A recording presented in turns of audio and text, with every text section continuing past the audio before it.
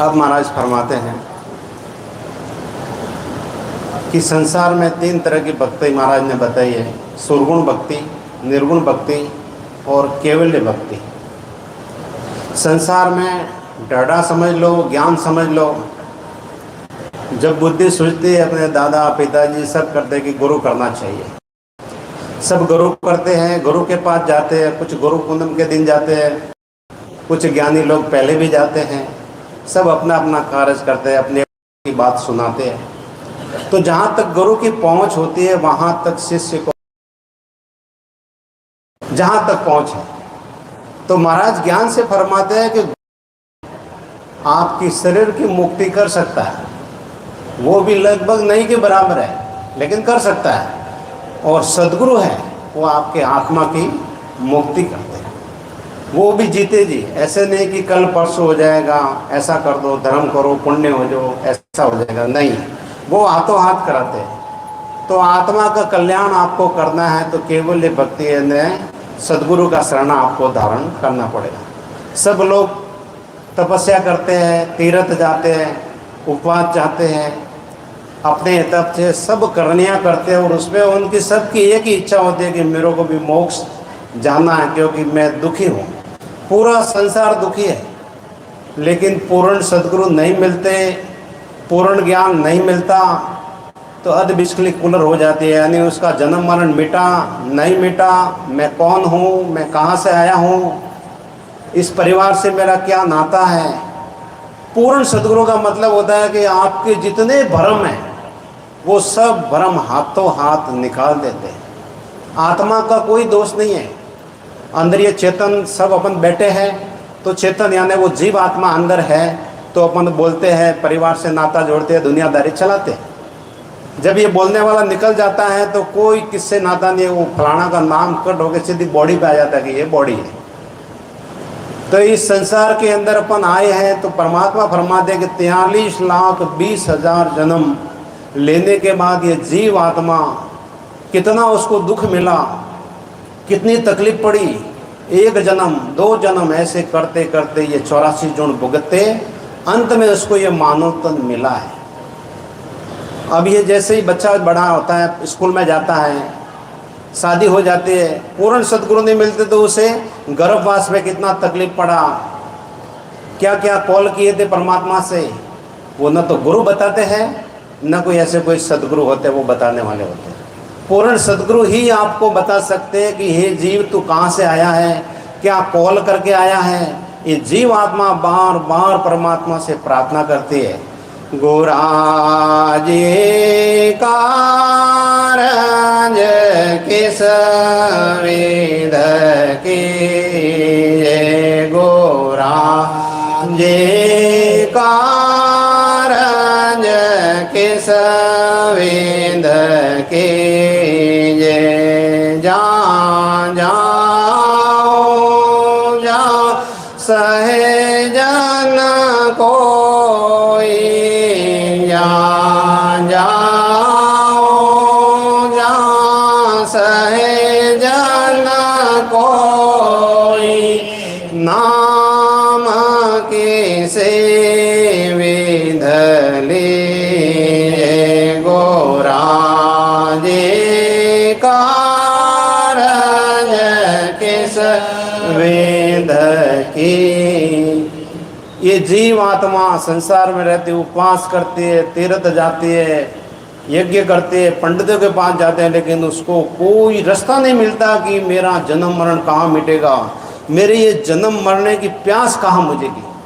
तो महाराज ने गर्भ क्षेत्रावरी ग्रंथ के अंदर महाराज हर जीव को याद दिलाते हैं कि तूने परमात्मा से क्या कॉल किया था। दोहा, घर सांदाता को नहीं, 3 लोक के माय, करता को सुख राम कहे, सतगुरु दिया बताए। कि अपन 9 महीने माँ के पेट में थे, वहाँ परमात्मा से क्या कॉल किया कि 3 लोक में सदगुरु के बराबर कोई दान देने वाला दातार नहीं है। ऐसा दान, कौन सा दान? ज्ञान का दान। अपन सब भ्रम में बैठे हैं। जब पूर्ण ज्ञान मिलता है तो एक एक जीव हजार जीव को कंट्रोल कर सकता है कि मेरे पास सदगुरु का ज्ञान है, मेरे को भजन हुआ, वो सबको बता सकता है। और सब 5-10 मिनट 10 मिनट 15 मिनट वो नकल की ज्ञान की बातें करेंगे, लेकिन आप अनुभव की बात करेंगे तो सबका मुंह चुप हो जाएगा। तो ये ऐसा दान देते हैं कि आपको कोई बहका नहीं सकता, कोई लूट नहीं सकता। यहाँ ठगेरे बहुत है मृत्यु लोक में। सदगुरु है, उनका कोई स्वार्थ नहीं, उनका एक ही स्वार्थ है आपके प्रति कि आप सब भेद से भजन करके मोक्ष में चले जाओ। तो महाराज फरमाते कि सदगुरु ने पर ब्रह्म परमात्मा की केवल पद आनंद पद की प्राप्ति हाथों हाथ करवा दी। चौदे तीनों लोक में सबवा का धन हो, सो करता सुख राम कहे गर्भ घसिया मोय। कि 3 लोक 14 भवनों सबका मालिक, वो सबका अपन बोलते हैं कि सबका मालिक एक है, सब बोलते हैं। अब मालिक कौन सा? भेद किसी के पास नहीं है, उनकी पहुंच नहीं है, तो वो ऐसे बोलते हैं कि सबका मालिक एक है। और जैसे जैसे अपनी बुद्धि होती है उसके हिसाब से उसको मालिक के तौर पर सब पूछते हैं। तो महाराज फरमाते कि उस कर्ता पद की सदगुरु महाराज ने प्राप्ति करवा दी हाथों हाथ। मेरे को वो सृष्टिकर्ता सबका मालिक है, जिसको ब्रह्मा विष्णु महेश भी भजन करते हैं, उसको प्राप्त करने के लिए कि हे परमात्मा हमको मानव तन दो। और वो सृजनहार परमात्मा वो अजन्मा है, वो अवतार नहीं लेता है, वह रात नहीं है दिन नहीं है, ब्रह्मा विष्णु महेश भी नहीं है, धर्मराज भी नहीं है, कमाने की जरूरत भी नहीं है, और वहाँ पे जन्म लेने का सिस्टम ही नहीं है। सदगुरु महाराज यहाँ पे मृत्यु लोक से यहाँ से ताकीद देते हैं कि चलो अमर लोक में। वो अमर लोक उसका नाम है, वो मोक्ष है। उस जीव को हाथों हाथ उस देश की प्राप्ति करवा दी।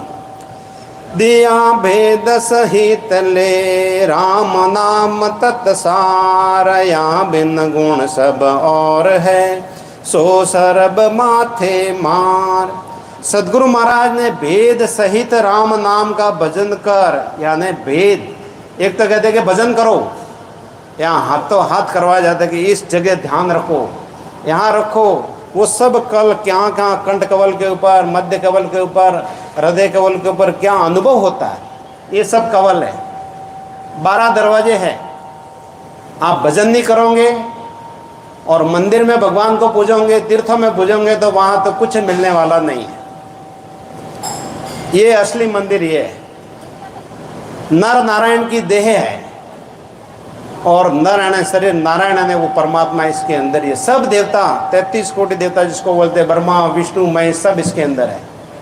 लेकिन जो भजन नहीं करता उसके अंदर भी है।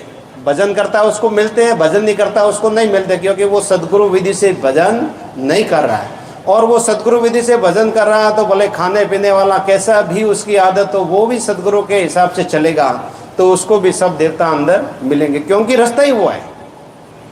इस रास्ते से जाएंगे तो सब देवता आपको रास्ते में मिलेंगे, लेकिन रास्ते पे सब जगह लॉक लगा है। यहाँ कंठ कवल पर सरस्वती है, लेकिन कभी दर्शन नहीं देगी। अपन मंदिर में जाते हैं, फोटो का दर्शन करते हैं, मूर्ति का दर्शन करते हैं, साक्षात लक्ष्मी यहाँ है। वो दर्शन देती है, जवाब देती है, आपके प्रश्न का उत्तर देती है, लेकिन वो ताला खोलना पड़ेगा। और ताला सृष्टि में एक ही खोल सकता है, वो सदगुरु। वो यहाँ मौजूद है, उनका आदेश होगा तो वो ताला खोलेगा, तो खट खट सब ताले खुलेंगे।